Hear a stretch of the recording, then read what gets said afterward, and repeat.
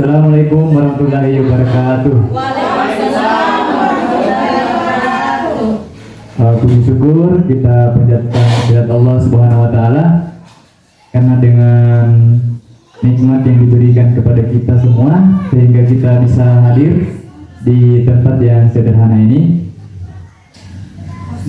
Dan tak lupa kita kirimkan salam dan salawat buat junjungan kita Nabi besar Muhammad sallallahu alaihi wasallam. Baik, pada siang hari ini kami akan sosialisasi tentang budaya positif yang sudah kami dapatkan selama mengikuti pembelajaran di guru penggerak atau pendidikan guru penggerak. Jadi budaya positif yang akan saya bawakan ada dua materi.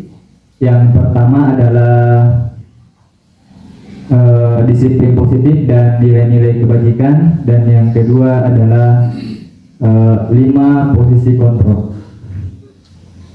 Baik, sebelum lanjut, jadi menurut Ki Hajar Dewantara,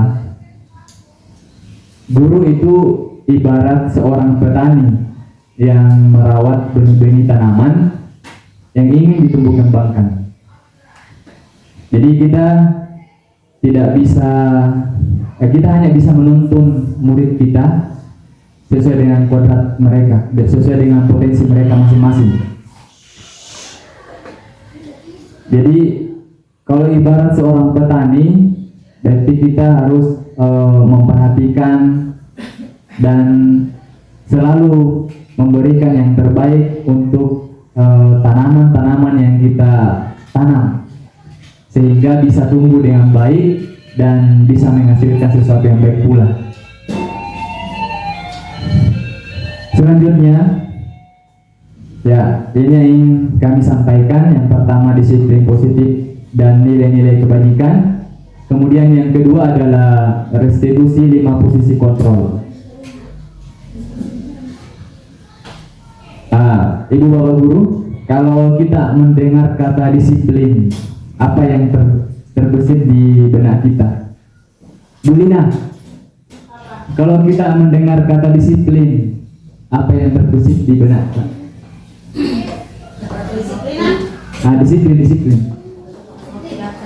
Kalau ada kata-kata disiplin kita lihat atau kita baca atau kita dengar, apa yang terbesit di benak kita? Apa? Kepatuhan, tekun, apalagi? Datang tepat waktu. Apa itu? Datang tepat waktu. Apakah kepatuhan pada aturan? Sesuatu yang teratur, tata tertib, barangkali juga tata tertib. Pemberian hukuman,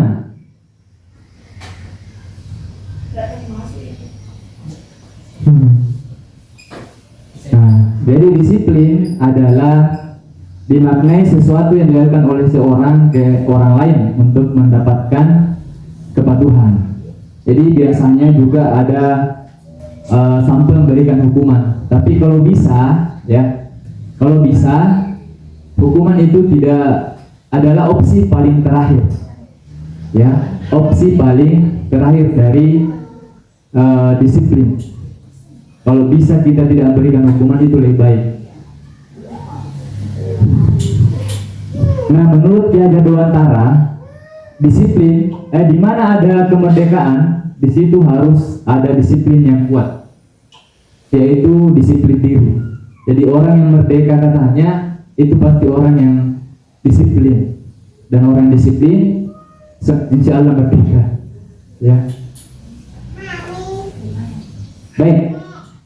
Kalau di disiplin yang sebenarnya, maksudnya arti yang sebenarnya disiplin itu adalah belajar tentang bagaimana kita mengontrol diri dan bagaimana kita menguasai diri untuk mencapai tujuan yang mulia. Jadi orang yang disiplin itu adalah orang-orang yang dapat mengontrol dirinya dan dapat menguasai dirinya untuk mencapai tujuan-tujuan yang mulia. Jadi orang yang disiplin itu yang dimaksud dengan orang yang disiplin. Selanjutnya, disiplin itu ada dua jenis, ya. Ada namanya disiplin intrinsik dan ada namanya disiplin ekstrinsik. Nah, yang mana itu? Disiplin intrinsik ini adalah disiplin yang berasal dari dalam diri sendiri, ya. Atau tidak disiplinnya. Artinya ini orang sudah sadar, ya, kesadaran diri itu disebut dengan disiplin intrinsik. Sedangkan yang dimaksud dengan disiplin ekstrinsik adalah disiplin yang berasal dari luar, ya. Maksudnya orang mau disiplin ketika ada pengaruh dari luar, bukan dari kesadaran diri sendiri. Nah, kalau ditanya mana yang paling bagus, yang paling bagus adalah yang pertama, atau disiplin yang intrinsik, ya. Karena disiplin intrinsik ini tidak membutuhkan energi yang banyak, ya. Jadi ketika orang sudah mulai disiplin intrinsik, semuanya akan berjalan dengan baik, berjalan dengan sesuai dengan apa yang sudah direncanakan dan seterusnya.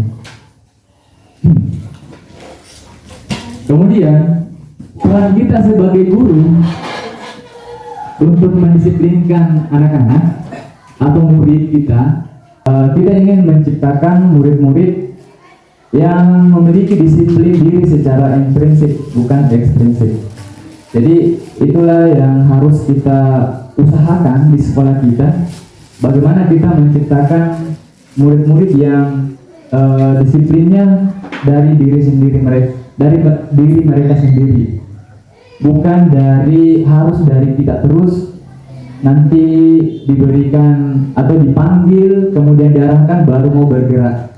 Itu adalah salah satu tantangan yang kita miliki di sekolah kita, karena kita melihat bahwa sebagian besar dari murid kita masih membutuhkan disiplin ekstrinsik baru mau bergerak, belum ada kesadaran dari dalam diri mereka sendiri.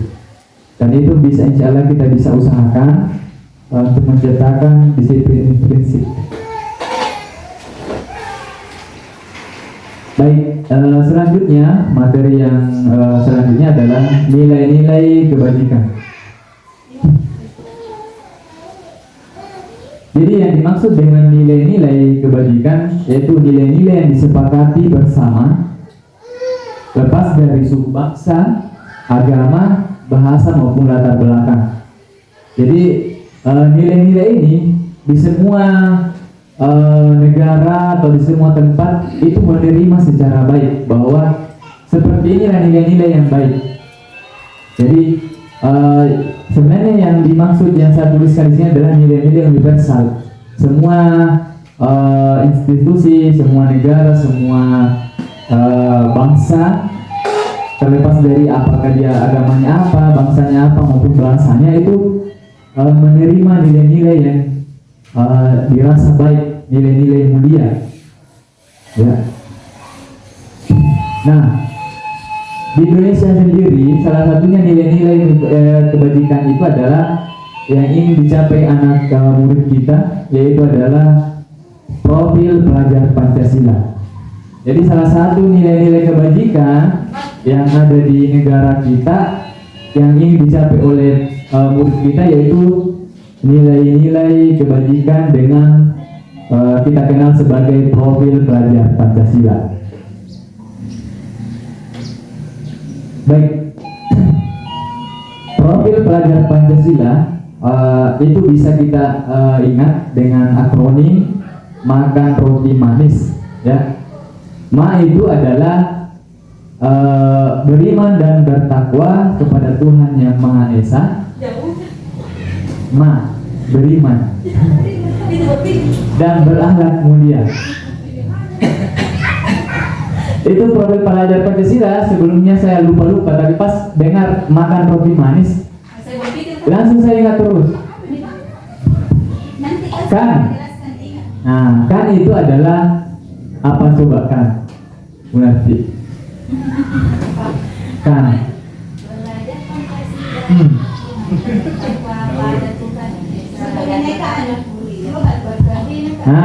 Kan itu berkebinekaan global. Berkebinekaan kan.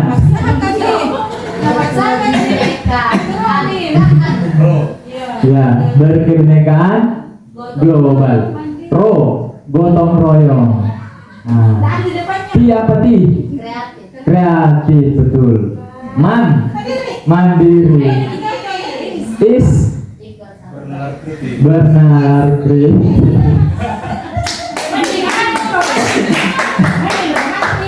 Romantis. Makan roti manis. Jadi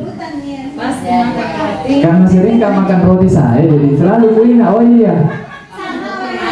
Sama orang manis. Makan roti manis. Jadi kalau masih lupa Ki, yang mana itu profil pelajar Pancasila, ingat nih gini, insya Allah mudah diingat. Makan roti manis. Tapi berpikir Ki dulu apa tuh Mas? Lihat dulu buku tak sama sih kalau begitu. Jadi bisa gini. Yang selanjutnya ini adalah materi yang kedua, tapi urutannya ketiga, makanya apinya juga 3 ya. 5 posisi kontrol. Nah, ada 5 posisi kontrol yang bisa dan biasa kita lakukan di sekolah sebagai guru. Yang pertama adalah penghukum, yang kedua pemberi merasa bersalah, kemudian yang ketiga sebagai teman, yang keempat pengamat, dan yang kelima adalah manajer. Nah, kira-kira kita seringnya ada di posisi mana? Semakin ke bawah itu semakin bagus, dan semakin ke atas itu kurang bagus untuk dilakukan sebagai guru, ya. Nomor 1, penghukum. Nah, seorang penghukum, jadi kalau misalkan kita berada di posisi penghukum, kita biasanya menggunakan hukuman fisik maupun verbal, ya. Jadi posisi yang paling pertama yang saya sebutkan tadi, yang paling tidak cocok untuk kita lakukan untuk di abad ini adalah sebagai penghukum. Jadi ciri-ciri guru sebagai penghukum, atau kalau misalkan kita biasa ada di posisi penghukum ini, misalkan kita refleksi diri kita, nah ciri-cirinya adalah kalau guru penghukum itu biasanya bilang begini, patuhi aturan saya atau awas, ya biasanya begitu. Atau biasa juga bilang kamu lagi terlambat lagi, awas kamu ya. Nah begitu biasa. Nah begitu kalau penghukum, biasanya kasih hukum fisik. Saya pun ya sering begitu, jadi sudah pakai pemukul. Awas lama kok di timur kok. Iya. Yang kedua adalah pemberi merasa bersalah. Nah, ciri-ciri guru yang berada pada posisi pemberi merasa bersalah yaitu adalah tidak ada hukuman, maksudnya ini suasananya hening. Jadi seperti diajak di situ duduk, kemudian cuma diplototi, kemudian hening. Jadi itu anak-anak merasa tidak nyaman, kemudian kayak merasa bersalah dan rendah diri.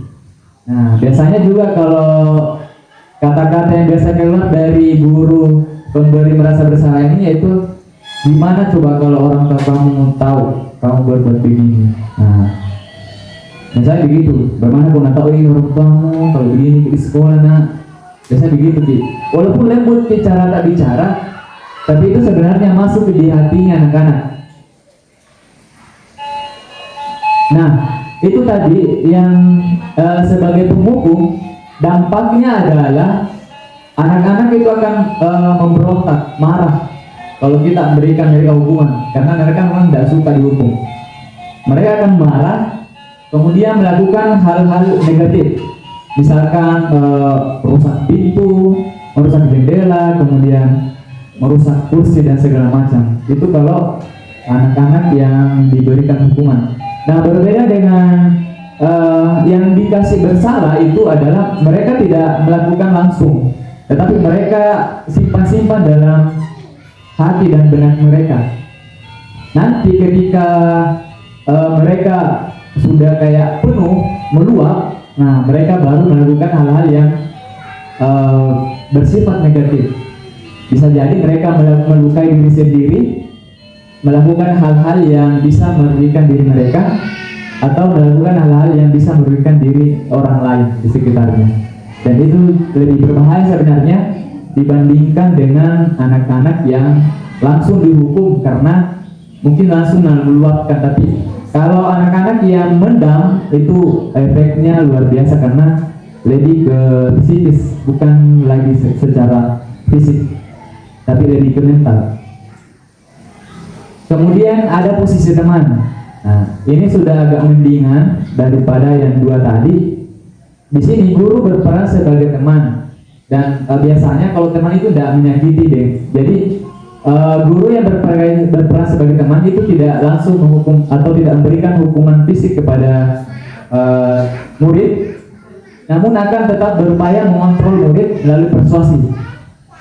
Nah, adapun yang dimaksud dengan persuasi adalah mempengaruhi orang secara halus. Jadi mungkin diiming-imingi atau dibacarai dengan pembicaraan yang lebih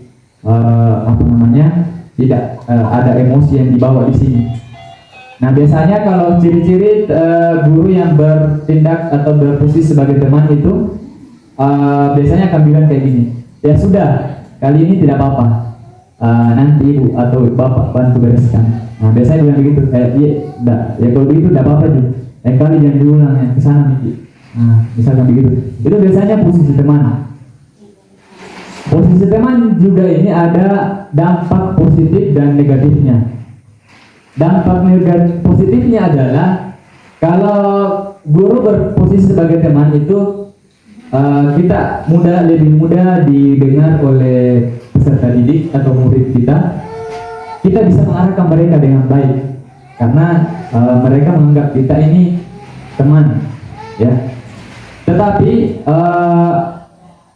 dampak negatifnya adalah ketika murid tersebut bergantung pada satu guru, hanya guru itu saja yang mau didengar. Jadi ketika ada guru lain yang meminta bantuan kepada murid ini atau apakah menyuruh, si murid ini tidak mendengar karena sudah terlanjur seperti sudah nyaman di satu guru gitu. Jadi kalau terlalu ini juga itu juga berdampak negatif sama perkembangan anak-anak di sekolah.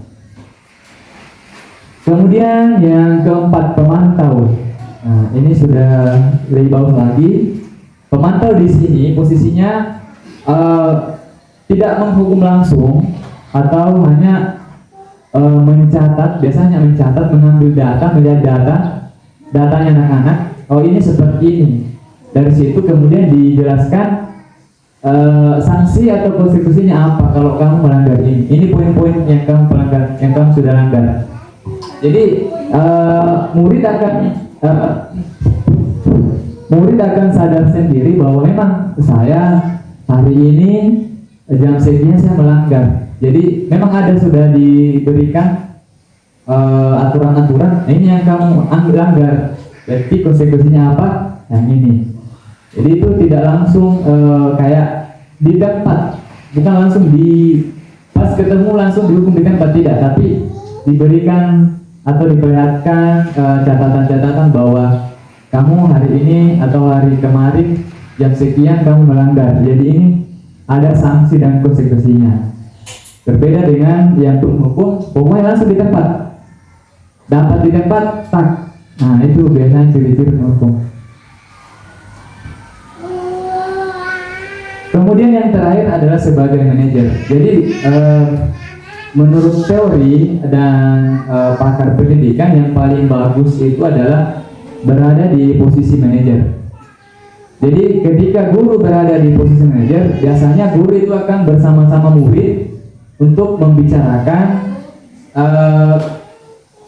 apa yang bisa diperbuat dan apa yang juga tidak bisa diperbuat. Kemudian ketika membuat yang dilarang atau yang tidak diinginkan, murid akan mempertanggungjawabkan perilakunya. Ya, kemudian guru juga membantu menghadapi atau menyelesaikan masalah yang sedang dihadapi oleh muridnya. Jadi misalkan biasanya guru yang berposisi manajer itu biasanya akan mengeluarkan kata-kata seperti, jika kamu meyakininya, apakah kamu bersedia memperbaikinya? Jadi kita sebagai guru, sebagai manajer itu lebih lebih ke sebagai ini ya, apa istilahnya kalau di psikologi kan, konseling, lebih ke konselor ya, membantu murid-murid untuk menyelesaikan masalahnya. Kita tidak menghukum lagi, tapi kita ketika mereka berbuat kesalahan, kita membantu mereka untuk mengatasi masalahnya dan membantu mereka untuk bisa bangkit lagi dan bisa kembali ke teman-teman mereka dalam keadaan mentalnya sudah siap, tidak ada lagi merasa bersalah karena sudah melanggar dan sebagainya. Jadi manajer ini sebenarnya lebih posisi yang paling ideal, tetapi ya paling yang pasti kita tahu bahwa posisi paling ideal itu ya membutuhkan usaha yang banyak. Karena ya kita tahu kita cuma manusia biasa, kita biasa berencana ya, pas di lapangan ya kita tahu biasa terjadi tidak sesuai dengan apa yang kita inginkan.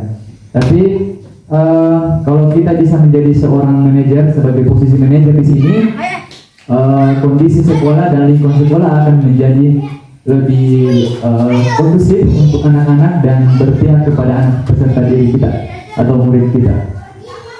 Semoga kita bisa mewujudkan di sekolah kita, setidaknya kita mulai dari posisi teman sampai manajer. Kalau kita tidak bisa menjadi manajer ya posisi pemantau, kalau belum bisa menjadi pemantau ya kita posisikan sebagai teman. Dan kalau bisa tidak turun dari 1 dan 2 itu tidak dianjurkan katanya kalau kita mau menghadirkan atau menciptakan lingkungan sekolah yang berpihak pada murid. 1 dan 2 itu sangat tidak dianjurkan.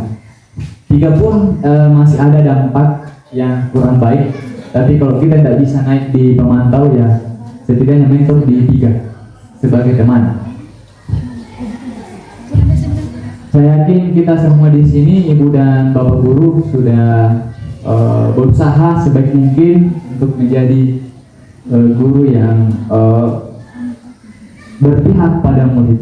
Ya. Kemudian adapun implementasi budaya positif yang kami sudah pelajari dan coba dan terapkan langsung di kelas. Yang pertama adalah pembuatan keyakinan kelas. Kami buat keyakinan kelas di 82 ya. Jadi bisa kita lihat foto dokumentasi kami. Pertama kami membuat dulu seperti apa yang idealnya, kelas seperti apa yang ideal untuk mereka kelas 82. Nah itu banyak catatan tapi tidak semua kami ambil karena masih ada beberapa yang menulis seperti apa kelasnya tetapi jauh dari apa yang bisa kita lakukan. Misal ada AC-nya, ada lapangan futsalnya, ada dapurnya gitu. Jadi yang kami ambil yang sesuai yang bisa saja, yang memang betul masa bisa ada dapur dalam kelas. Jadi misalkan tidak ribut, jadi tidak ribut kemudian rapi, indah, nyaman. Nah, itu semua yang kami buat, kita pilih sebagai nantinya menjadi keyakinan kelas di kelas 82. Dan foto pertama itu baru penempelan yang paling atas, yang kedua itu hasil tempelan-tempelannya, dan yang ketiga ini sudah ada keyakinan kelas yang sudah dibentuk. Kemudian mereka menandatanganinya sebagai bagian dari supaya mereka konsisten untuk melakukan apa yang mereka sudah tuliskan di keyakinan kelas. Kemudian implementasi selanjutnya adalah untuk menumbuhkan budaya-budaya positif di sekolah. Saya fokus ke menjaga kebersihan. Jadi foto saya bersama dengan beberapa siswa. Yang pertama itu yang di atas, yang ada yang ini ya. Itu membakar sampah sebelum pulang atau meninggalkan sekolah, supaya nanti sampahnya itu tidak kena air hujan atau tidak diganggu sama hewan-hewan yang berkeliaran di sekolah. Gunanya kalau misalkan kena air hujan, tidak bisa lagi dibakar kalau besoknya. Nah, yang di sini yang ada baju pramuka lisan itu sementara di sana dibenahi, tapi karena terlanjur kena air hujan, akhirnya tidak bisa dibakar semuanya. Walaupun beberapa terbakar, mungkin hanya bagian-bagian atas yang belum kena air hujan, mungkin karena sampah baru, tapi yang di bawahnya itu bertumpuk. Bisa kayaknya ditanam lagi, urus dia ya. Nanti kalau tidak bisa dibakar ya terpaksa ditanam lagi. Jadi supaya sebagusnya sebenarnya setiap kelas itu kalau mau pulang dari sekolah, sampah-sampah mereka itu dipisahkan, yang bisa dibakar sebelum mereka meninggalkan sekolah, ya. Bagusnya supaya besoknya sampah-sampah itu tidak menumpuk lagi. Bagusnya. Dan itu kayaknya peran untuk wali kelas kah atau siapa. Jadi mungkin itu yang bisa kami sampaikan. Terima kasih banyak atas perhatiannya. Sudah ada. Jadi terima kasih, kami ucapkan terima kasih banyak kepada Bapak dan Ibu sudah meluangkan waktunya. Saya tutup dengan ucapan wabillahi taufiq wal hidayah. Assalamualaikum warahmatullahi wabarakatuh.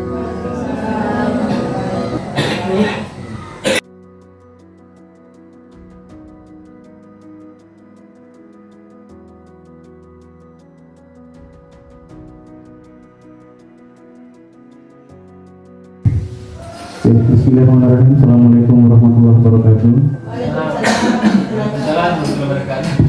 Salam bahagia. Salam semangat. Alhamdulillah. Ya. Pertama-tama terima kasih banyak atas partisipasi dari Bapak Ibu, terutama Ibu Kepala Sekolah sudah berkesempatan untuk menghadiri untuk menyebarkan pemahaman dan penerapan pengalaman budaya positif. Alhamdulillah, kali ini sebagai CGP akan melaksanakan bagaimana implementasi budaya positif di lapangan.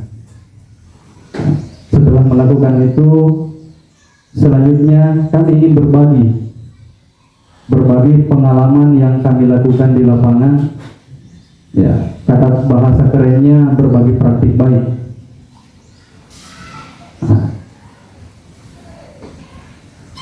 Oke.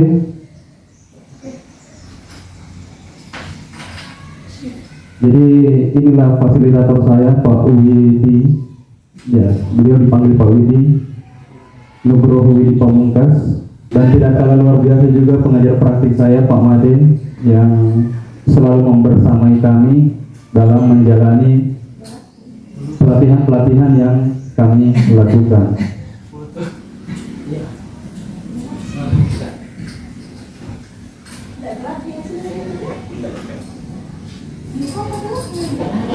Jadi saya langsung ke belakang dulu bagaimana tujuan dari budaya positif yang saya lakukan.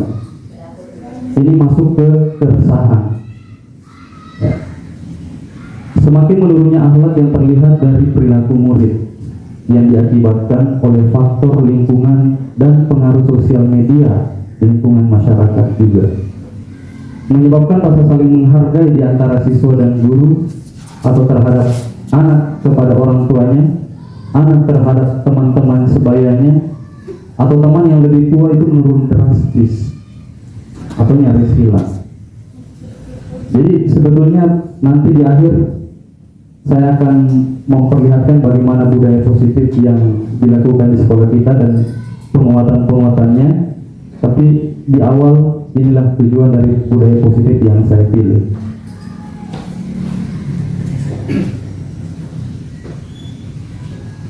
Konsep inti budaya positif tadi yang sudah disampaikan tentang disiplin positif dan 5 posisi kontrol. Khusus untuk bagian saya berbicara tentang teori motivasi, hukuman, dan penghargaan sekaligus restitusi. Meskipun restitusi ada nanti bagian yang terlengkapnya. Selanjutnya kebutuhan dasar manusia dan dunia berkualitas.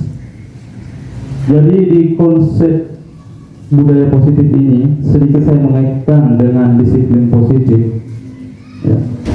Disiplin positif yang dilakukan, nilai-nilai kebajikan universal yang diperlihatkan, tentunya itu tidak lepas dari motivasi-motivasi dan kebutuhan manusia.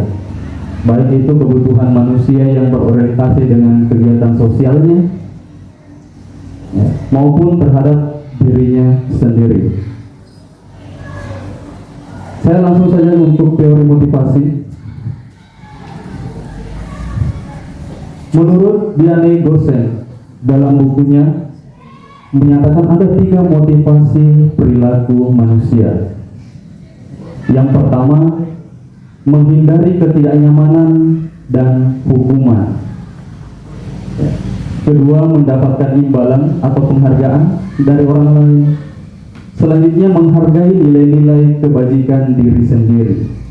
Sebelum saya membahas sedikit tentang ini, saya mau bertanya kepada teman-teman semua, kira-kira untuk yang ada di sekolah kita ini, situasi atau keadaan murid dalam melakukan sesuatu kira-kira termotivasi oleh yang mana?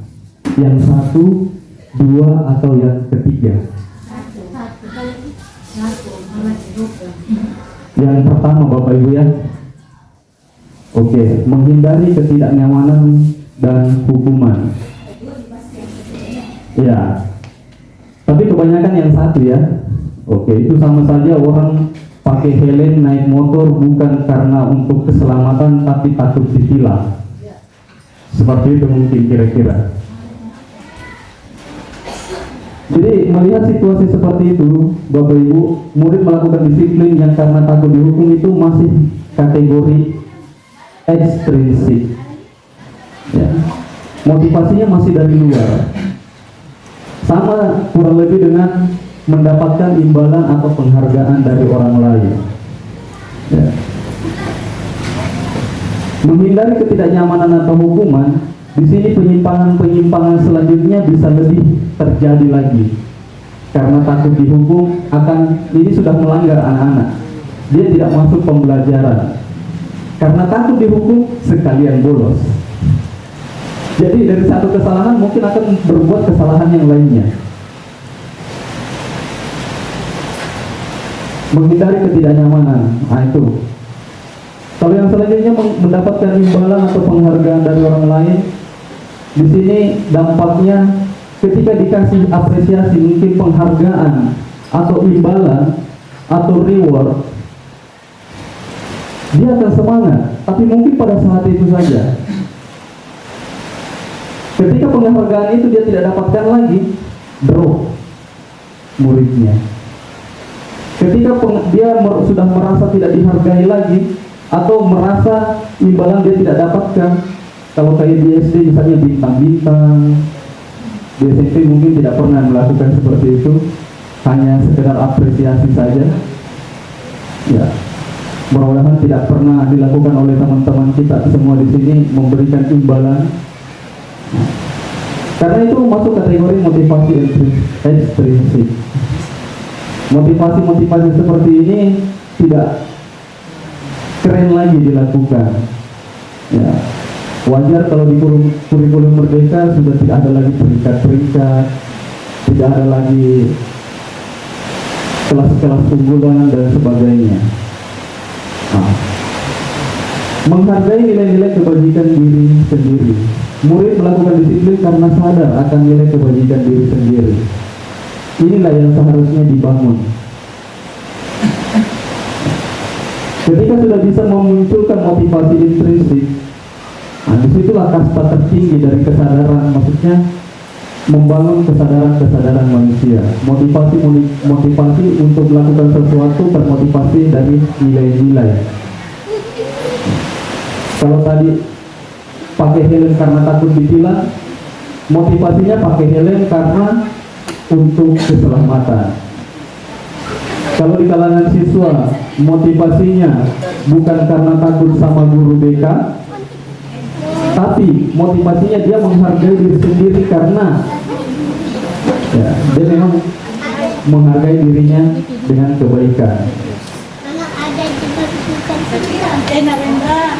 Kasus-kasus yang terjadi banyak.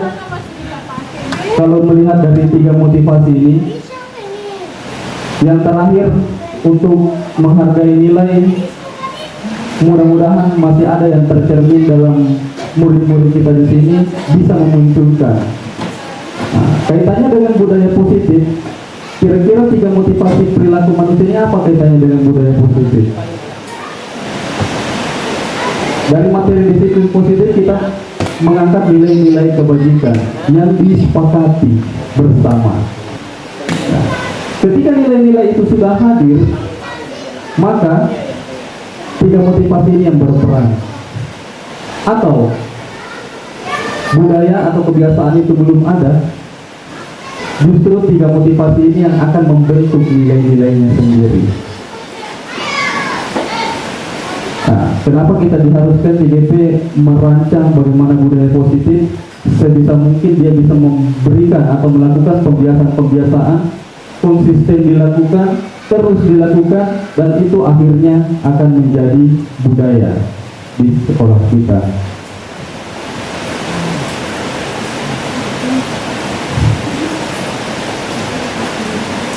Konsep disiplin dengan identitas gagal, konsep disiplin dengan identitas sukses. Ya. Di sini ada kaitannya dengan materi sebelumnya, posisi kontrol. Nah, di situ saya mengaitkan posisi kontrol. Konsep disiplin dengan identitas gagal, hukuman, penghargaan. Nah, di sini kalau di hukuman, murid menyembunyikan kesalahan. Seperti yang saya bilang tadi, dia sudah salah, tidak ikut pembelajaran, bertambah lagi kesalahannya karena membolos daripada dihukum. Murid akan menjadi takut atau tidak nyaman,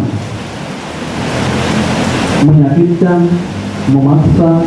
Dampak pada murid itu merasa bersalah, rendah diri, dan mengasingkan diri. Konsep disiplin dengan identitas gagal juga yang masuk kategori penghargaan itu tidak efektif. Hukuman, penghargaan. Jadi penghargaan jangan dikira itu akan membuat anak-anak bangga. Sebetulnya ada juga penghargaan, bahasanya dihukum oleh penghargaan. Nah, itu sangat tidak efektif, mematikan kreativitas seperti yang saya katakan tadi. Dia mungkin hanya mau berkreasi, mau melakukan sesuatu kalau dikasih penghargaan. Penghargaan tertutup, hilang kreativitas. Merusak hubungan. Nah, sudah pasti penghargaan itu merusak hubungan. Terbukti ketika ada siswa siswa atau murid kita yang diberikan penghargaan, ada murid lainnya yang merasa iri. Lambat laun dalam kelas itu terjadi kelompok murid. Kita kasih penghargaan si A, yang lainnya iri. Yang lebih parah lagi, yang dikasih penghargaan si A, tapi jawabannya dari si B, yang dikasih penghargaan si A. Nah itu lebih kacau lagi. Jadi itu sangat merusak hubungan. Sampai kalau di bahasa kita, di sekolah kita, sampai murid itu memiliki bahasa, dia memang wayang, pintar memang itu, tidak seperti saya. Di situ letaknya. Ya nomo, itu saja Pak. Jangan saya. Karena sudah terlanjur sering dapat penghargaan. Menghukum dengan sistem ranking juga merampas hak dan hak menghargai dirinya, ya. Tapi kalau apresiasi mungkin tidak apa-apa. Nah, yang sistem ranking ini sebetulnya tidak terlalu dianjurkan juga. Karena ketika dikasih sistem ranking, maka yang tidak ranking drop. Kembali lagi, harusnya saya yang ranking, kenapa dia yang dapat ranking 10? Kan begitu. Padahal jawaban dari saya semua, misalnya.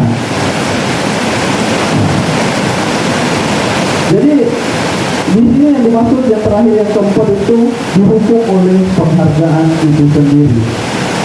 Nah itu sangat tidak efektif, hukuman dan penghargaan. Karena keduanya itu akan menciptakan identitas yang gagal. Sebaliknya, konsekuensi dan manajer. Nah, di posisi kontrol kan ada posisi lead manager, ya. Kalau untuk konsekuensi ini meskipun bagus, tapi penguatannya masih masuk kategori jangka pendek. Karena apa? Kembali ke yang tadi, motivasi. Ya. Dia hanya berlandaskan pada aturan. Jangan terlambat masuk ke kelas atau ke sekolah kalau tidak mau disuruh pungut sampah. Sepanjang itu tidak terjadi, aman. Namun penguatan jangka pendek seperti itu tidak efektif juga. Ya. Murid menghormati peraturan. Nah, itu sejak saat ini kita gaungkan di anak-anak tata tertib, janji siswa selalu diucapkan tiap minggunya, tapi selalu dilanggar tiap harinya. Nah, ini konsekuensi. Kehilangan waktu untuk merenungi kesalahan karena sudah tahu. Kalau kita berdasarkan konsekuensi, ya, kehilangan waktu untuk merenungi kesalahan. Tapi sisi baiknya itu dia punya kesempatan untuk memperbaiki kesalahan. Kalau kita berbicara konsekuensi berarti tidak lepas dari aturan dan sanksi. Ya. Disitulah pembelajaran anak-anak bagaimana caranya dia bisa bertanggung jawab atas aturan-aturan yang dimiliki. Selanjutnya perlu monitoring berkelanjutan. Nah, meskipun masuk kategori identitas sukses, ya, dalam konsep disiplin ini, tapi apa? Kita harus tetap memonitoring, kita harus tetap memantau. Makanya di posisi ini sebetulnya berbicara konsekuensi adalah posisi pemantau. Posisi pemantau ini sudah sangat jelas, tidak dilihat maka tidak bekerja, tidak ditunggui maka tidak jalan pekerjaan. Misalnya anak-anak melanggar aturan, dia sudah tahu konsekuensinya ketika terlambat masuk ke sekolah atau bolos, dia tahu konsekuensinya akan kehilangan poin yang pertama, yang kedua mungkin akan dihukum. konsekuensinya ada. Ya. Tapi ketika tidak dimonitoring, itu susah juga. Sisi baiknya, ini masih masuk kategori disiplin positif dengan identitas sukses karena dia masih mau untuk memperbaikinya. Namun dari konsep disiplin dengan identitas sukses yang kasta tertinggi adalah manajer, di mana murid bertanggung jawab untuk perilakunya. Ya. Ketika salah, melakukan kesalahan, murid bisa menyadari kesalahannya, setelah itu berupaya untuk memperbaiki, bertanggung jawab atas kesalahan yang sudah dia buat. Misalnya, si Adi, dia melakukan kesalahan, tidak sengaja merobek bukunya Ani. Mereka berdua bertengkar. Ya. Tapi si Adi ini dengan kesadaran yang dia miliki, dia meminta maaf kepada si Ani. Maaf, bukunya tidak sengaja rusak. Tidak berhenti dari situ, tapi dia berusaha bertanggung jawab untuk mengganti buku tersebut. Jadi di identitas sukses, di posisi manajer ini, dua-duanya win to win. Tidak ada yang dirugikan. Ya, berbeda dengan konsekuensi mungkin bisa saja si korban tidak dapat apa-apa. Ya, atur damai. Atau bisa saja si korban yang diuntungkan, si pelaku yang kacau. Tapi kalau di posisi manajer, dia semuanya menang. Identitasnya sukses 100%. Satu menyadari, tapi di sisi lain dia juga tetap bertanggung jawab. Fokus pada pemecahan masalah jangka panjang murid. Ya, kalau sudah masuk ke manajer, motivasi intrinsik, nah itu sudah pasti fokus pada pemecahan masalah jangka panjang. Meskipun dalam pengaplikasiannya itu cukup lama, membangun motivasi kesadaran itu luar biasa. Tidak cukup hanya untuk 1, 2, atau 3 kali dihadapi dengan masalah yang sama, bisa saja lebih. Di konsep disiplin dengan identitas sukses manajer, murid juga lebih menghormati dirinya sekaligus menghormati orang lain. Ya.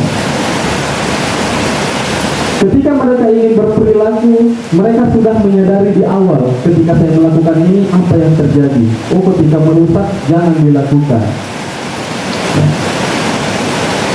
Terus, kenapa kamu sabar sekali? Itu karena saya menghormati diri sendiri.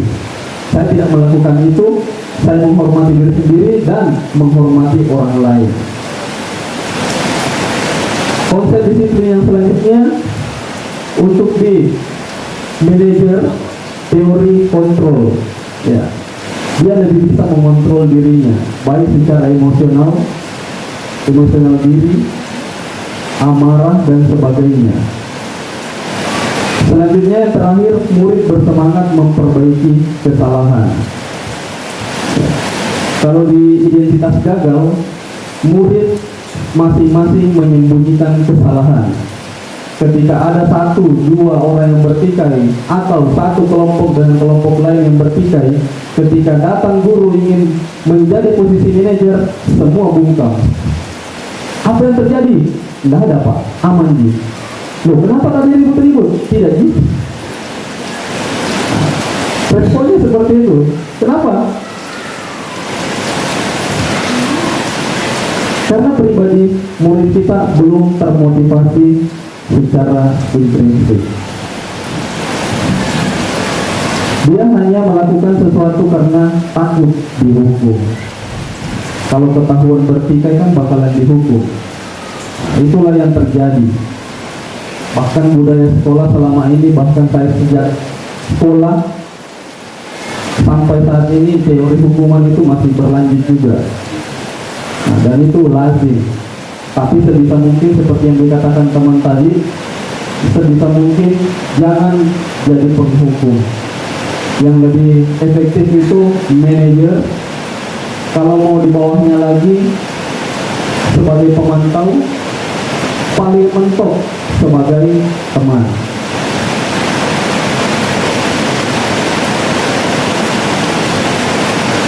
Dari motivasi-motivasi kita masuk ke kebutuhan dasar manusia. Dari tiga motivasi tadi, sebetulnya apapun yang dilakukan oleh manusia pasti memiliki tujuan. Tujuan itu semua orang pasti berupaya keras untuk melakukannya. Sudah mentok tidak bisa melakukan yang baik, pasti melakukan yang buruk. Itulah yang terjadi. Untuk apa? Kebutuhan dasar manusia. Ada 5 kebutuhan dasar manusia. Yang pertama bertahan hidup, kedua kasih sayang dan rasa diterima, ketiga penguasaan, keempat kebebasan, dan kelima kesenangan. Di sini saya membagi menjadi 2. Bertahan hidup itu masuk ke kategori fisik, sementara 4 lainnya itu masuk ke psikis atau jiwanya.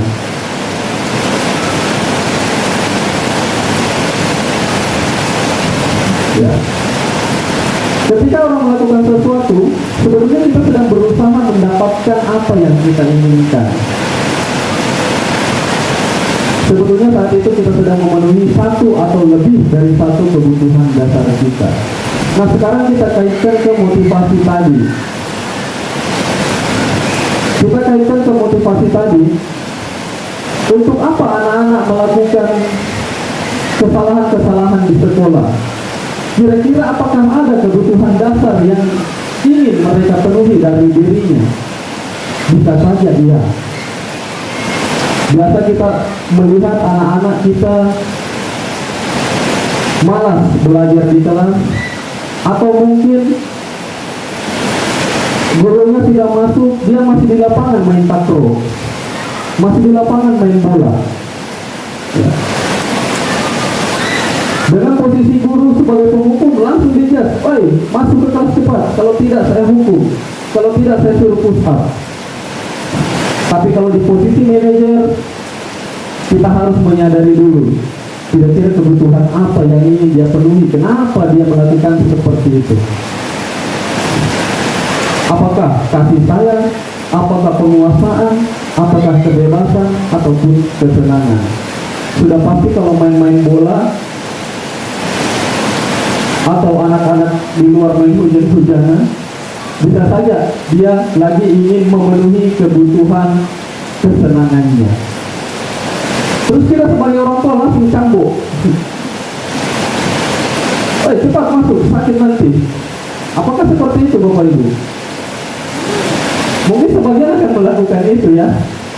Tapi ketika yang sudah mengetahui tentang bagaimana teori 5 kebutuhan dasar manusia, 3 motivasi, ya, bagaimana posisi-posisi kontrol, pastinya tidak langsung seperti itu.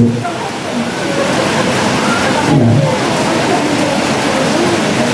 2 atau 3 orang anak di luar main hujan-hujanan, yang satu di sini tidak mau main hujan-hujanan, tapi meminta, ya, meminta izin sama orang tuanya.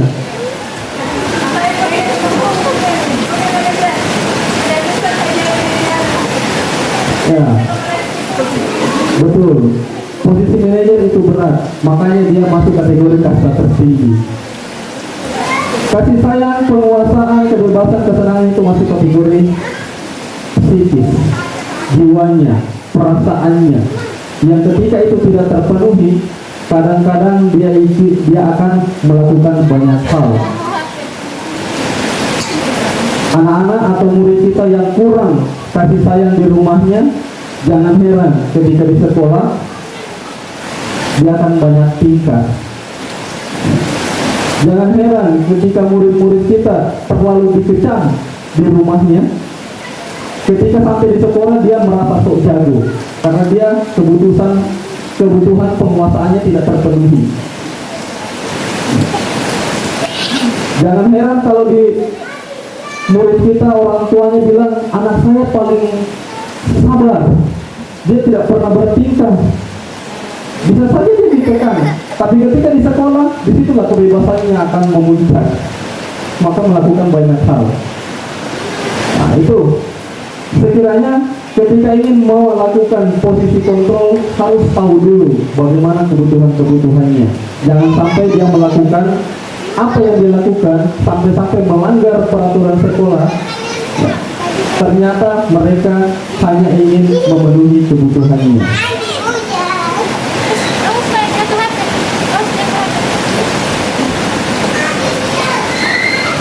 Apakah perlu ditayangkan?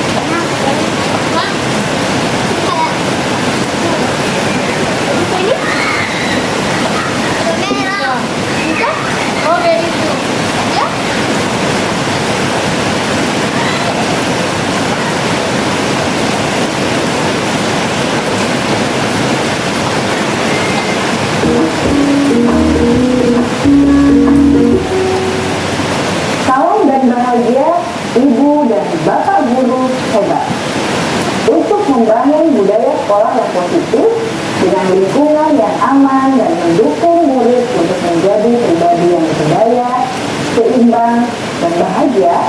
Salah satu upaya yang dapat dilakukan oleh guru ada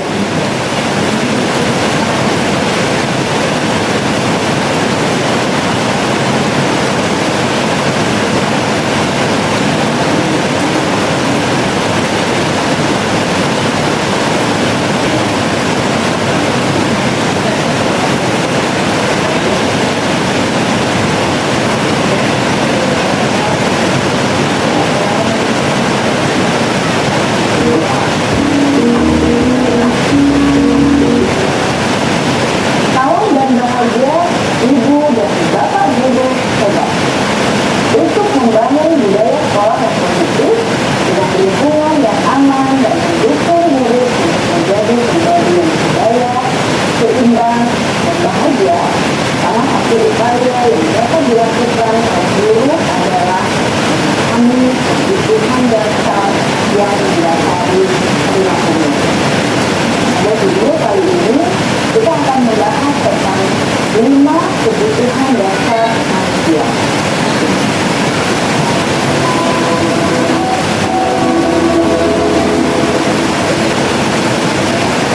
Ki Hajar Dewantara dalam salah satu putusannya menyatakan,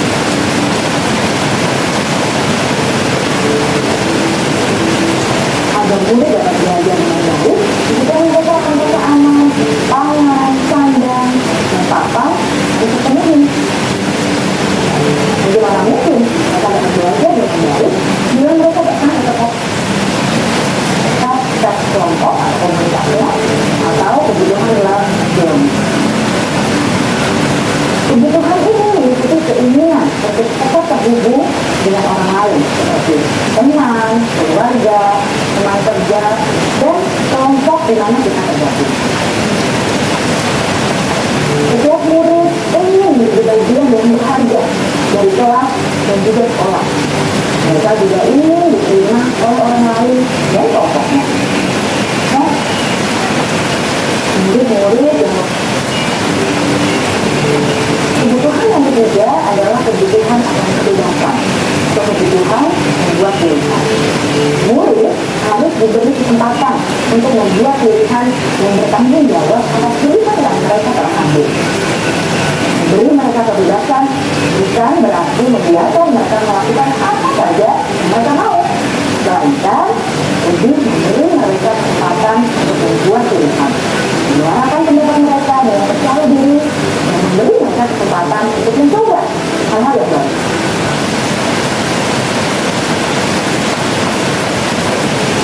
Mengendalikan arah hidup sendiri.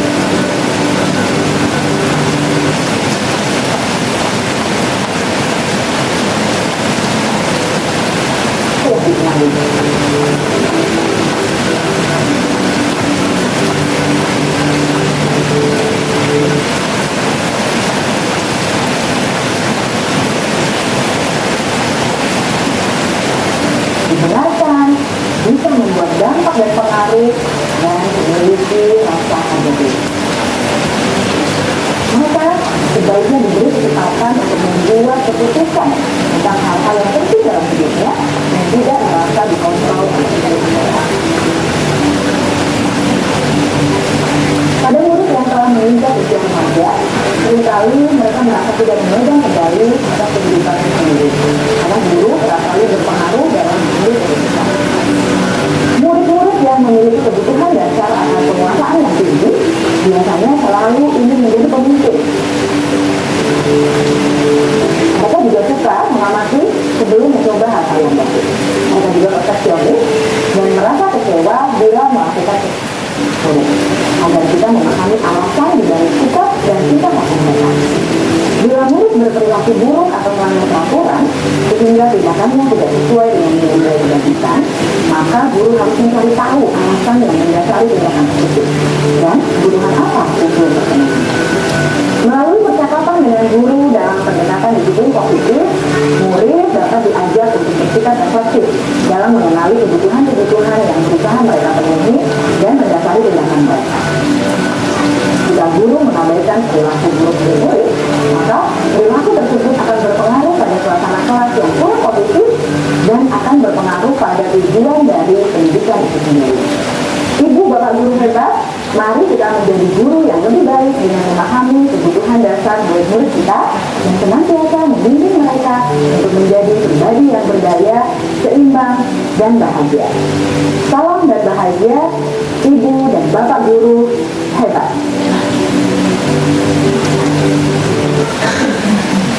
Ya, jadi itu Bapak Ibu tayangan video tentang bagaimana 5 kebutuhan dasar manusia. Semoga bisa merefleksi, bisa mengingatkan kembali untuk bisa diaplikasikan nantinya di depan kelas. Untuk terakhir mungkin berbicara tentang implementasi budaya positif di kelas.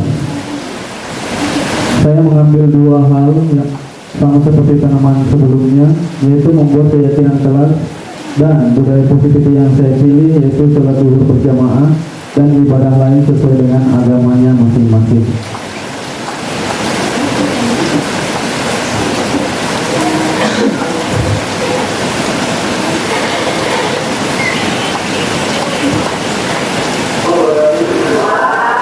Jadi ini video saya sedikit saja 3 menitan bagaimana saya membuat keyakinan kelas. Yang kayaknya terpotong-potong juga. Jadinya. Kali ini sudah melihat hal yang terjadi. Apakah di sekolah kita perlu seperti ini? Saya ingin bertanya dan terakhir kalian membuat keyakinan kelas. Sekarang saya ingin bertanya, apa bedanya salah satu dengan keyakinan kelas? Oke, dan saya ini seperti yang kalian katakan kemarin,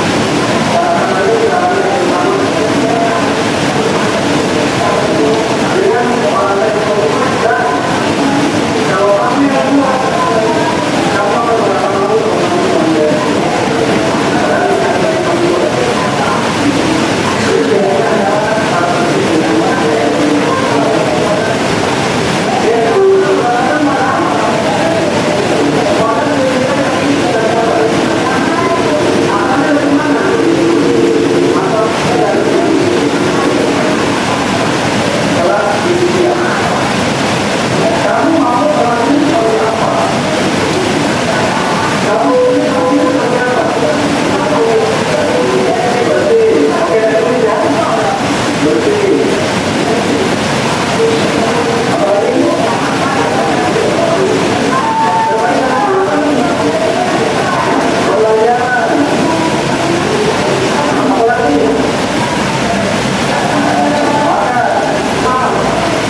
apakah ada pernah terjadi antara kalian dalam waktu terjadi? Apa yang terjadi kalau kita terjadinya? Yang para pembuat yang lain. Kita kalau kita hamil pada waktu ada orang yang saya masuk berbilang jauh dari berbilang kalau kamu sampai saja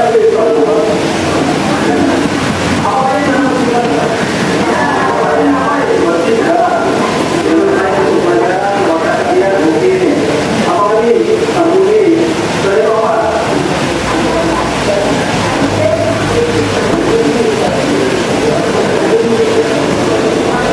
Boleh maksudnya sudah diatur atau saya secara fisiknya sekarang sudah teratur, oke? Saya merasakan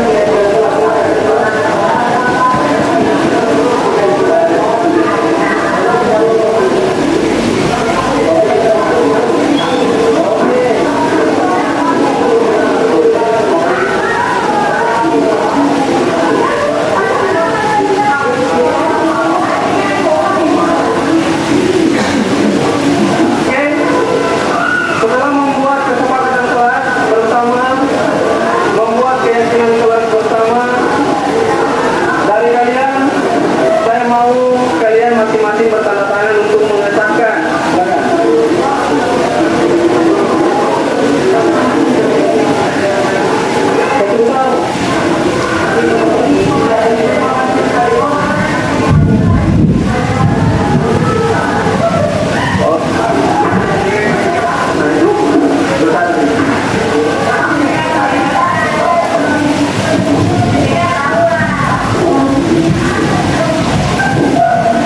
Oke. Berikutnya.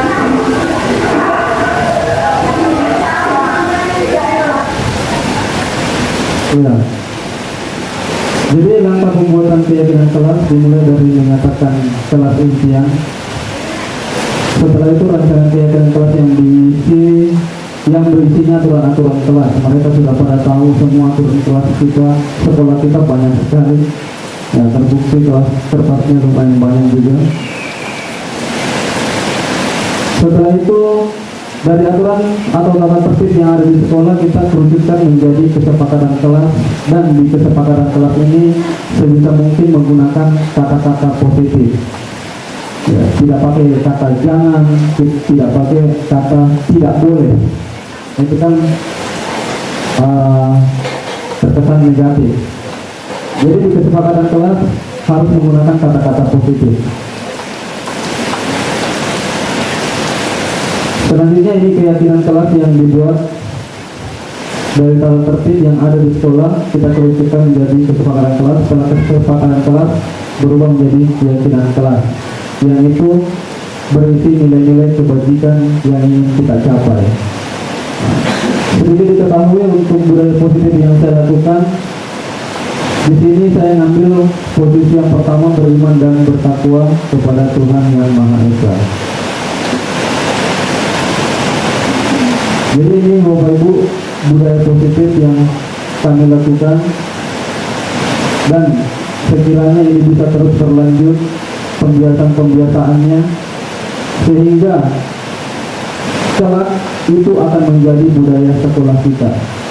Seperti yang dikatakan oleh fasilitator dan instruktur kami, budaya itu tidak tercipta begitu saja. Dia dilakukan dalam kurun waktu yang sangat lama. Bukanlah sebuah budaya ketika hari ini dilakukan pembiasaan, tahun depan hilang. Itu bukan masuk kategori budaya. Sehingga yang menjadi pertanyaan, apa indikator dari budaya itu sendiri? Indikator dari budaya itu sendiri ketika pembiasaan-pembiasaan yang sudah termasuk nilai-nilai kebajikan yang sudah disepakati bersama kemudian tidak dilakukan, maka ada yang kurang dalam hidup kita, itulah sudah masuk kategori budaya.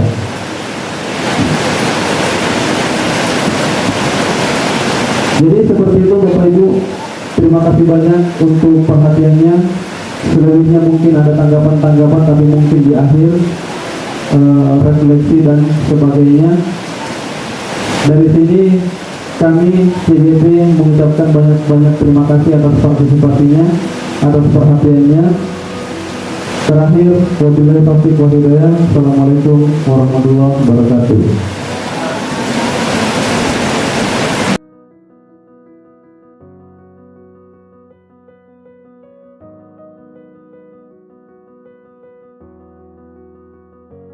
Bismillahirrahmanirrahim. Assalamualaikum warahmatullahi wabarakatuh.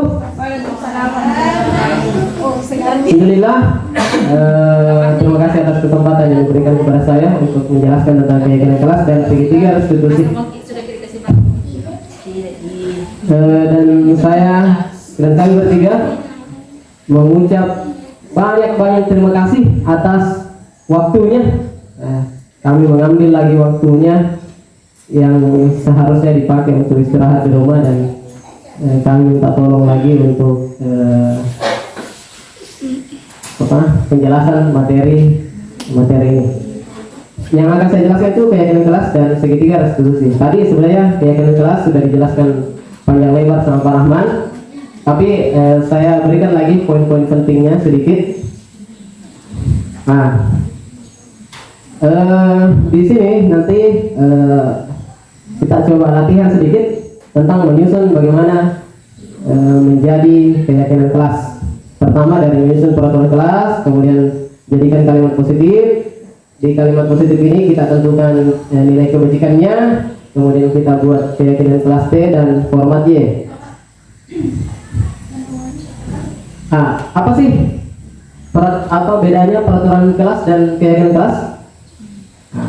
Peraturan kelas adalah seperangkat aturan yang ditetapkan oleh guru atau staf sekolah untuk mengatur perilaku dan aktivitas siswa di dalam kelas. Tujuannya adalah untuk menciptakan lingkungan belajar yang teratur, aman, dan kondusif. Jadi peraturan itu biasanya dia ada konsekuensi atau hukuman. Ya, itu peraturan. Tapi kalau keyakinan kelas merujuk pada nilai-nilai sikap dan norma-norma yang dianut oleh seluruh anggota kelas terkait dengan belajar dan interaksi sosial di kelasnya. Keyakinan kelas dapat mencakup keyakinan tentang pentingnya kerja keras. Jadi sebenarnya keyakinan kelas ini dia kayak ada satu kalimat, di kalimat itu dia paham betul sebenarnya untuk apa ini. Misal kerja keras, gitu. Kenapa saya harus kerja keras? Karena saya harus belajar dengan giat supaya untuk menambah pengetahuan saya. Itu dari dalam dirinya. Tapi kalau peraturan kelas tidak, siswa harus belajar untuk menuntaskan KKM misalnya.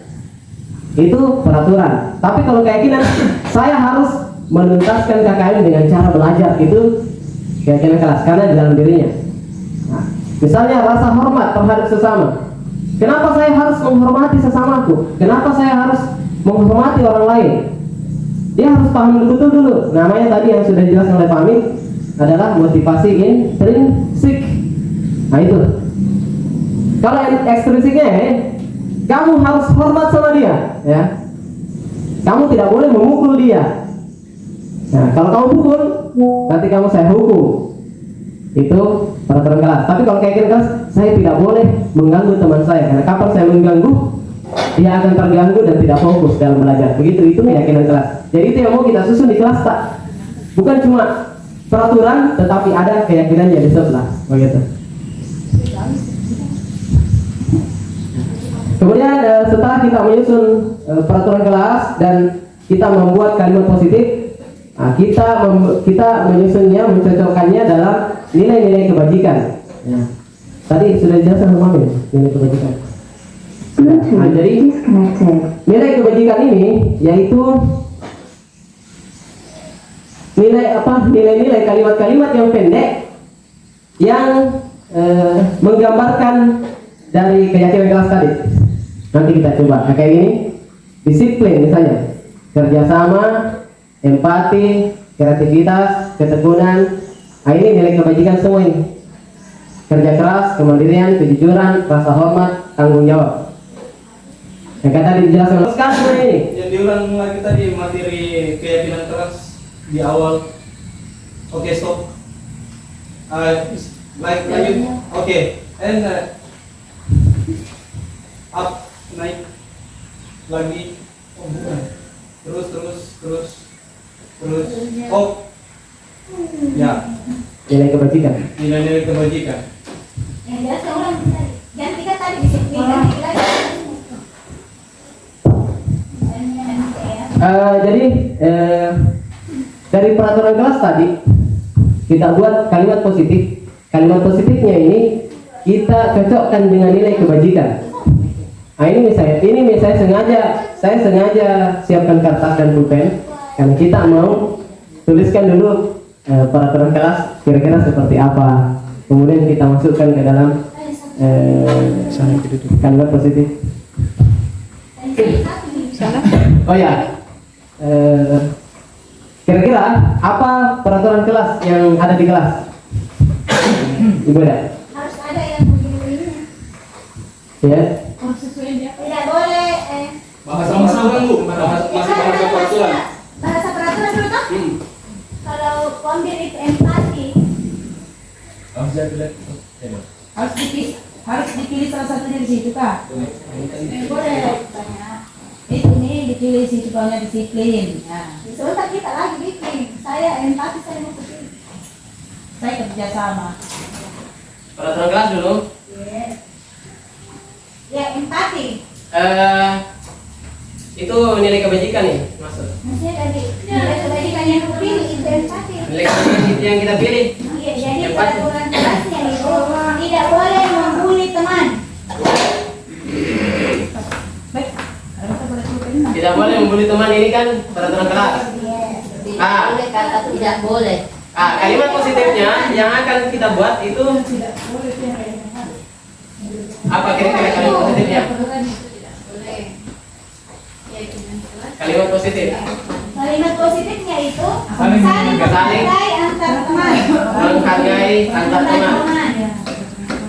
Kemudian nilai kebajikan yang ada di sini kan tadi Empati. empati. Saling menghargai antar teman itu adalah keyakinan kelas. Ya.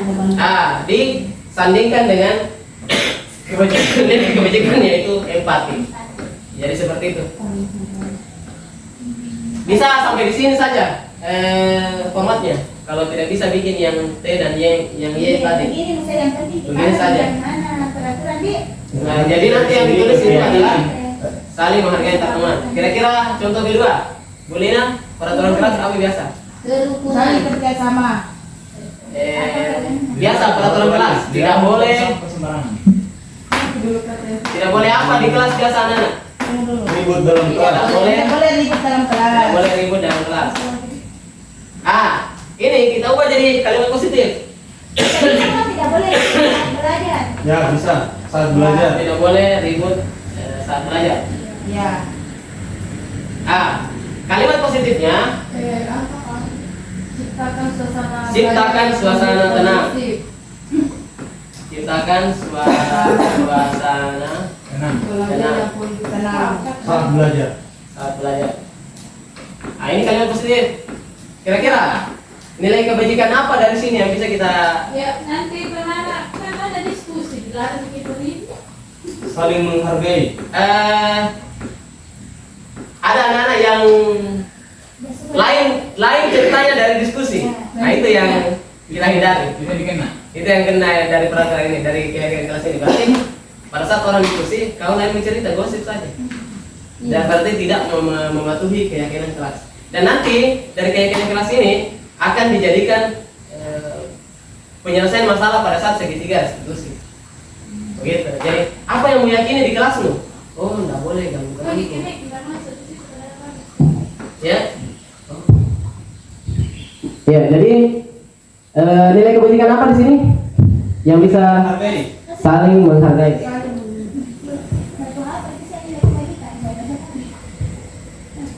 Ya, nilai kebajikan itu banyak. Cuma ini. Kira-kira dari contoh ini bisa dipahami untuk buat kegiatan kelas? Bisa pakai kira-kira nanti di kelas Bisa. buat wali kelas? Tapi ingat, Tetap nanti kita pantau. tapi harus diingat bahwa ini kalimat bukan dari guru yang muncul ini. Iya. Harus dari siswa. Kenapa harus dari siswa? Karena supaya siswa sendiri yang pada saat dia langgar, dia sendiri yang merasa, melanggar ini apa yang disebutkan kemarin, begitu. Sampaikan saja. Ya. Jadi menurut saya wali kelas ini harus pandai-pandai membuat pertanyaan pemantik untuk menciptakan kalimat Kalimat, ini ya. dari siswa. Bagaimana Peraturan kelas. Apa itu kegiatan kelas. Kemudian yang kedua, kenapa itu perlu peraturan kelas Ya. untuk menjadi keyakinan kelas. Ya, betul. Kasih nanti contoh bagaimana cara mengubah peraturan menjadi keyakinan. Nah, itu. Karena kita masih baru, mungkin masih canggung. Ya, mudah-mudahan nanti kalau kita sudah berjalan lama, mudah-mudahan sudah dipahami oleh siswa-siswa kita. Jadi begitu tentang keyakinan kelas. Apakah ada pertanyaan atau nanti nih terakhir? Kalau saya kemarin di kelas 82 tidak ada peraturan kelas, saya bikin langsung ke kegiatan kelas. Berawal dari kelas impiannya anak-anak. Jadi bagaimana kondisi idealnya mereka belajar di kelas atau kondisi pada saat mereka di kelas maupun tidak pada saat belajar. Dari situ kami bersama-sama konversi menjadi sebuah keyakinan kelas. Iya. Misalkan tadi di kemarin ada kata-kata yang dimasukkan dari anak-anak. Misalkan rapi, berarti rapi, nyaman dan indah itu salah satu impiannya anak-anak di kelas. Jadi pada saat dibuat keyakinan kelas dalam bentuk kata positif, itu kayak misal menjaga kebersihan, kerapian, dan ya itu semua yang keindahan, kenyamanan, pokoknya ada semua yang keamanan itu, iya itu semua sebut. Jadi dimasukkan juga. Mungkin ada 4 keyakinan kelas yang kami rangkum sama-sama, tapi tidak saya buat dalam bentuk peraturan kelas karena memang bukan wali kelas saya, jadi saya tidak buat peraturan kelas. Itu saya sarankan nanti ke wali kelas. Kalau keyakinan kelas, semua kelas apapun yang kita masuk itu pasti sama di keyakinannya. Saya masuk itu keyakinannya pasti sama. Ibu Eda masuk keyakinannya masih sama. Iya, untuk kelas itu. Peraturannya pasti beda-beda. Kalau saya, aturanku pasti beda dengan aturannya Bu Eda. Makanya saya lalu karena mungkin karena sendiri ke CGT, jadi saya bukan keyakinan keras itu yang berlaku ke semua guru. Iya.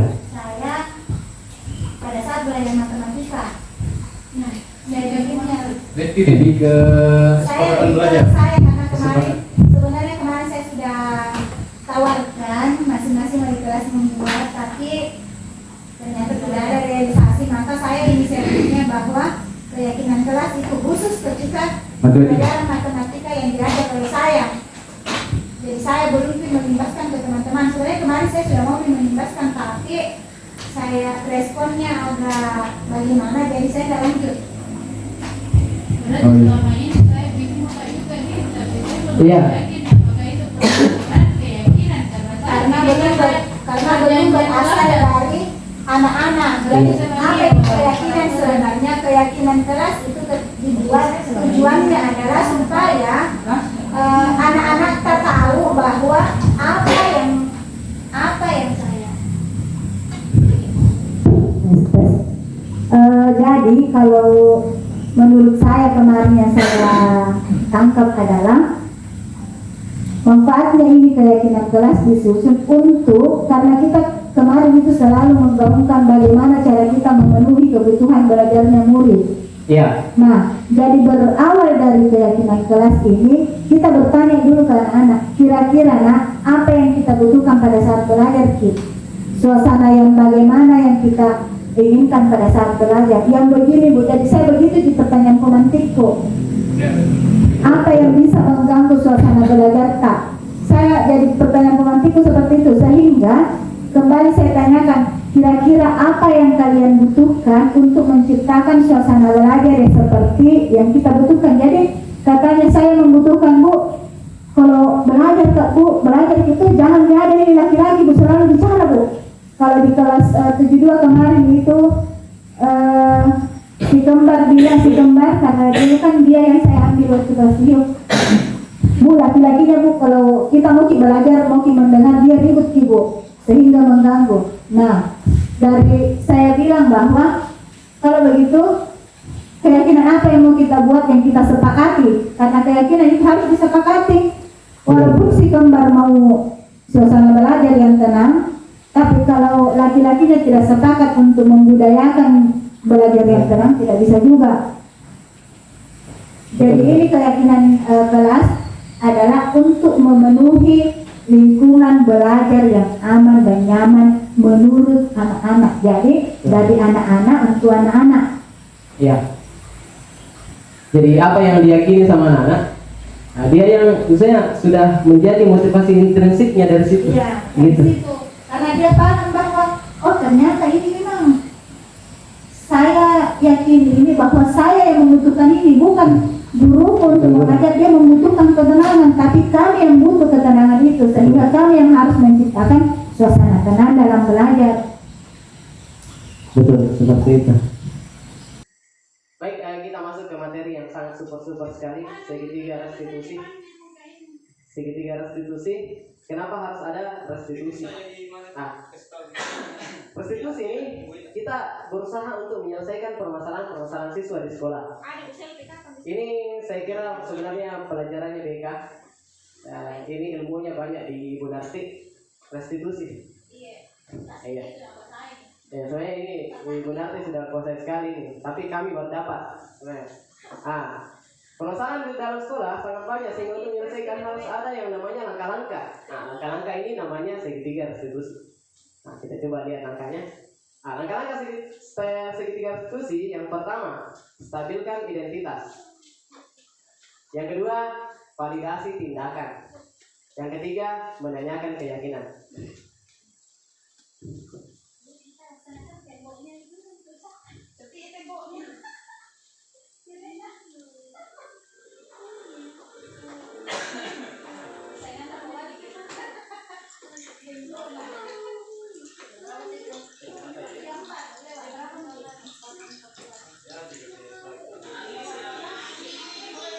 Jadi di sini saya praktek segitiga restitusi.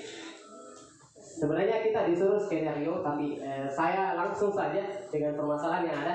Banyak anak-anak yang tidak memakai sepatu di lapangan, padahal kita ada peraturan anak-anak pakai sepatu. Jadi saya ambil itu sebagai permasalahan, kita restitusi anak-anak yang tidak memakai sepatu di lapangan.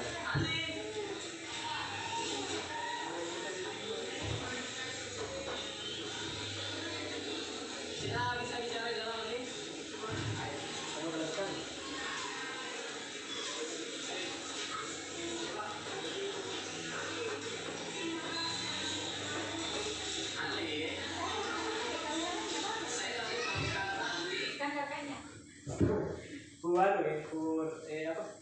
Supaya jadi tidak berat.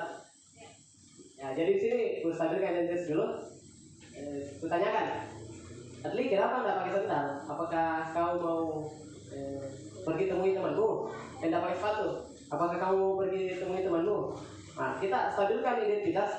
Jangan membuat anak ini dia langsung merasa dirinya bersalah sekali maka ini.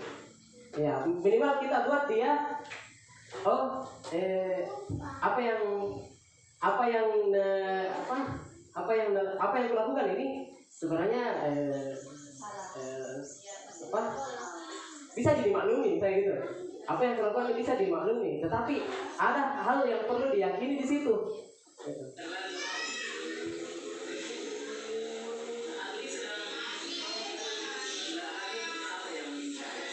Nah, apa yang dicari Adli? Kenapa nggak pakai sepatu, Ki?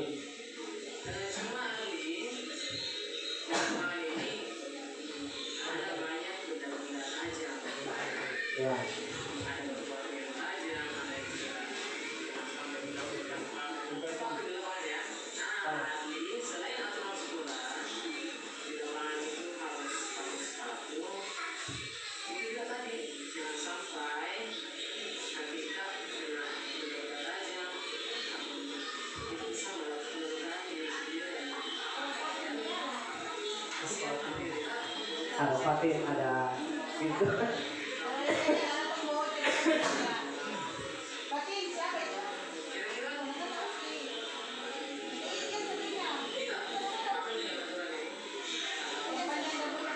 Waktu yang dipelajari itu ada kata-kata kalimat seperti ini. Misalnya dia berkelahi. Berkelahi itu kalau di posisi saya juga, misalnya kalau diejek seperti itu, saya juga akan melawan. Tetapi tidak seperti apa yang kamu lakukan. Kamu langsung memukul temanmu. Saya melawannya dengan cara melapor ke BK. Itu namanya menstabilkan identitas. Kita stabilkan dulu identitasnya anak-anak. Baru nanti kita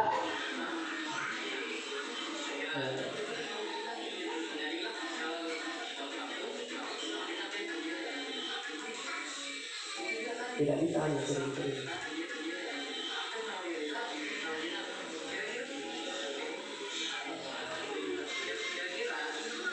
Terakhir validasi tindakan. Validasi tindakan kita tanyakan, apakah yang kamu lakukan menurutmu benar atau salah? Kalau sudah dijelaskan tadi tentang dampak-dampaknya, kamu tidak memakai sepatu di lapangan, apakah menurutmu itu sesuatu yang menurutmu benar atau tidak patut untuk dilakukan? Nah, dia bilang memang tidak bisa lakukan itu, tidak boleh lakukan itu karena berbahaya untuk kaki saya.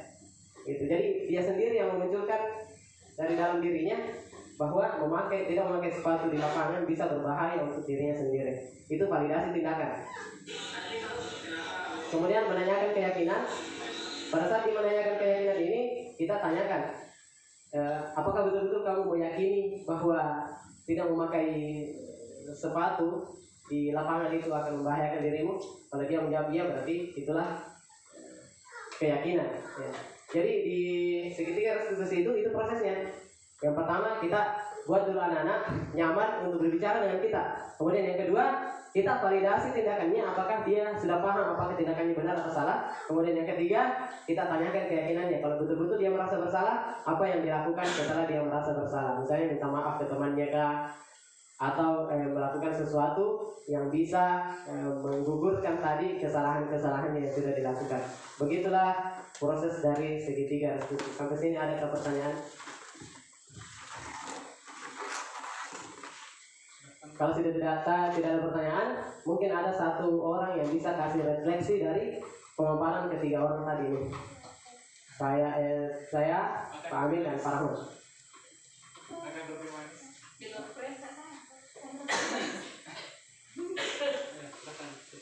Ibu Lina, bagaimana?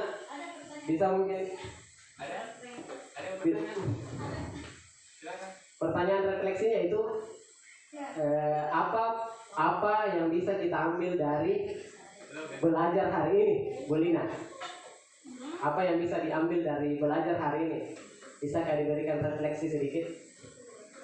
Dikasih dulu mic-nya tadi Bu Lina. Tidak apa-apa. Ibu Ila. Terima kasih Bu Ila.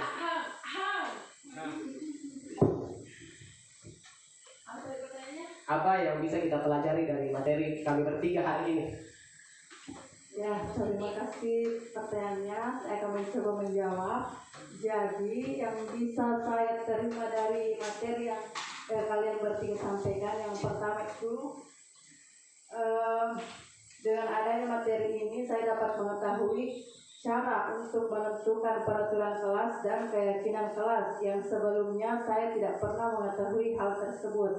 Kemudian yang kedua,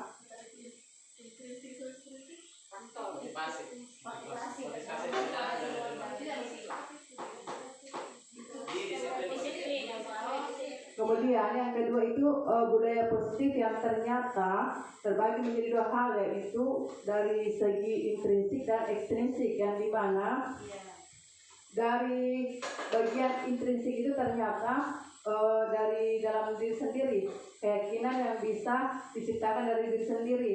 Kalau yang ekstrinsik ternyata itu aturan yang dipengaruhi dari luar atau dari orang lain.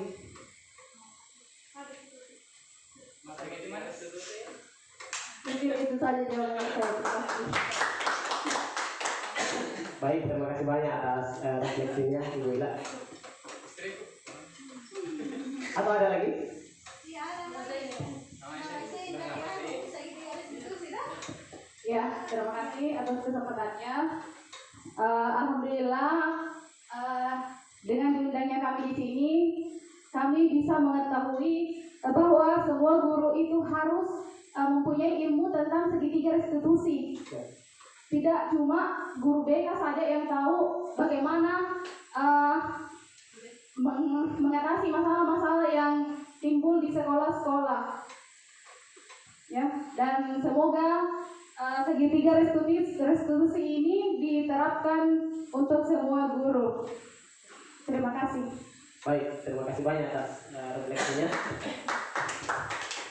Ya. Untuk hari ini itu saya mungkin. Kami sangat berterima kasih atas kesempatan yang diberikan kepada kami untuk memaparkan materi. Menurut saya sebenarnya materi ini sangat penting.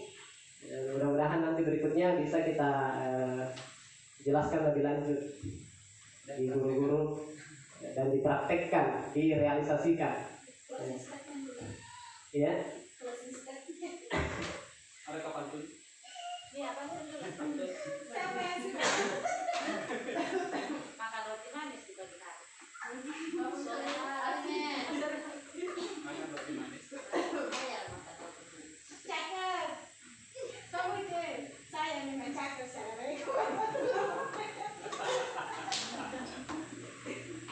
Ya, apa mau jadi pelawat ini? Ya. Apa di Nggak usah mikir. pakai sendal, pakai sepatu.